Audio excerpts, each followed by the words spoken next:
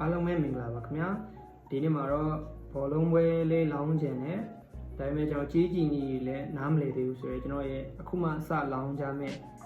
ညီကိုတွေအတွက်ကျွန်တော်မြန်မာကြီးကြီးညီလေးကိုရှင်းရှင်းလေးနဲ့နားလည်လွယ်အောင်ကျွန်တော်ပြပြသွားမှာဖြစ်ပါတယ်ဒီဗီဒီယိုကကျွန်တော်ရဲ့လောင်းတက်ပြီးသားညီကိုတွေအတွက်မဟုတ်ပါဘူးဘောလုံးကိုဝါသနာအရလောင်းနေကြီးမကြီးတဲ့တေးဘူးဆိုရင်ညီကိုတွေအတွက်ကျွန်တော်အရှင်းဆုံးနားလည်လွယ်အောင်ပြောပြပေးမှာဖြစ်ပါတယ်ကြီးတွေမှာအဓိကအခြေခံမှတ်ထားရမှာတော့ဘော်ဒီကြီးနဲ့ကိုပေါင်းကြီးနှစ်ခုရှိပါတယ်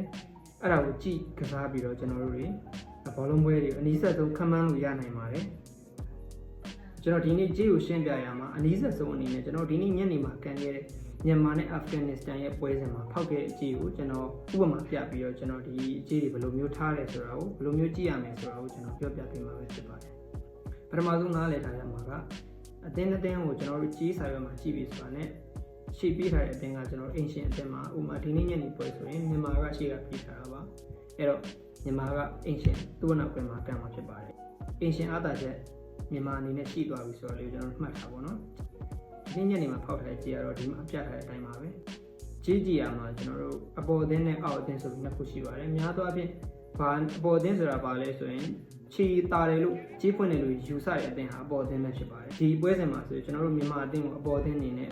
ပေးထားတော့တွေ့ရမှာပါဘော်ဒီချင်းမှာသွားကြည့်မယ်ဆိုလို့ရှိရင်တီ -45 ပါအဲ့တော့ကျွန်တော်အနေနဲ့မြန်မာဘက်ကထိုင်းထားတယ်ဆိုလို့ရှိရင်45ရှုံးမှာဖြစ်ပါတယ်တီကျသွားပြီးရင်45ရှုံးမှာပေါ့နော်အဲ့ဒီ equal -45 ဆိုတာကတီကျရင်ကျွန်တော်45ရှုံးမယ်လို့ပြောတာဖြစ်ပါတယ်ကျွန်တော်တို့မြန်မာအသင်းဘက်ကနေဘော်ဒီတသိန်းကင်ထားတယ်ဆိုလို့ရှိရင်တကယ်လို့မြန်မာအသင်းကတီအနေနဲ့ပြီးသွားခဲ့တယ်ဆိုလို့ရှိရင်အဲ့ဒီတသိန်းရဲ့45ရာခိုင်နှုန်းရှုံးပြီးတော့ကျွန်တော်တို့ဒီအရင်ကိုပြန်မရတော့ပါဘူး45ရာခိုင်နှုန်းရှုံးပြီးမှပြန်ရမှာပါမြန်မာအသင်းဘက်ကဘော်ဒီကင်နေဆိုလို့ရှိရင်အနည်းဆုံး1စီးနိုင်မှာကိုဖြစ်မှာပါတကူပြက်ကိုပြက်ရမှာပါအဲ့နေရာမှာကျွန်တော်တို့ဘော်ဒီကြီးကိုအောက်ကြီးထိုင်တယ်အောက်ကြီးထိုင်တာပါလဲဆိုတော့ကျွန်တော်အပေါ်အသင်းကပေးထားတဲ့ကြီးကိုအောက်မှာပြန်ထိုင်တာဖြစ်ပါတယ်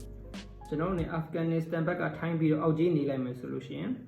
45ပြစားရမှာဖြစ်ပါတယ်ဒါတွေကကျွန်တော်အကောင့်မလုပ်ရသေးဘူးပေါ့နော်အဲ့တော့ဘော်ဒီကြီးကိုအကြံဉာဏ်နားလေးလောက်ပြီးထင်ပါတယ်ပြီးရင်တော့ကိုပေါင်းကြီးကိုဆက်ကြည့်ပါမယ်ကိုပေါင်းကြီးဆိုတာကတော့နှစ်သင်းလုံးရဲ့တွင်းတဲ့ကိုဘယ်ဘက်ကပဲတွင်းနှစ်သင်းလုံးပေါင်းတဲ့ကိုပဲဖြစ်ပါတယ်ဒီမြန်မာပွဲမှာဆိုလို့ရှိရင်ပေးထားတဲ့ကြီးက2-45ဖြစ်ပါတယ်ကိုပေါင်းကြီးမှာရေးထားတဲ့ကင်ကနန်ဟာအပေါ်ကြီးဖြစ်ပါတယ်အောက်ကြီးဆိုတာကတော့ကိုအပေါ်ကြီးရဲ့ဖြောင်းမြန်အောက်ကြီးဖြစ်ပါတယ်ကျွန်တော်တို့ဒီပွဲမှာကိုပေါ်ထိုင်လိုက်မယ်ဆိုလို့ရှိရင်မြန်မာနဲ့အာဖဂန်နစ္စတန်နှစ်သင်းလုံးပေါင်းရဲ့အတွင်းကိုက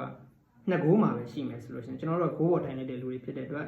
-45ကြီးဖြစ်ပါတယ်အဲ့တော့ဘာနဲ့သွားတူမလဲဆိုတော့ရှေ့ကဘော်ဒီကြီးနဲ့သွားတူမှာပါအဲ့တော့ကျွန်တော်တသိန်းလောင်းရင်45ရာခိုင်နှုန်းရှုံးပြီးတော့ပြန်ရမှာပါအဲ့နေရာမှာကျွန်တော်တို့ဂိုးအောက်ထိုင်လိုက်မိရဲ့ဒီ2-45မှာဂိုးအောက်ထိုင်လိုက်မိတဲ့လူကတော့+45စားရမှာဖြစ်ပါတယ်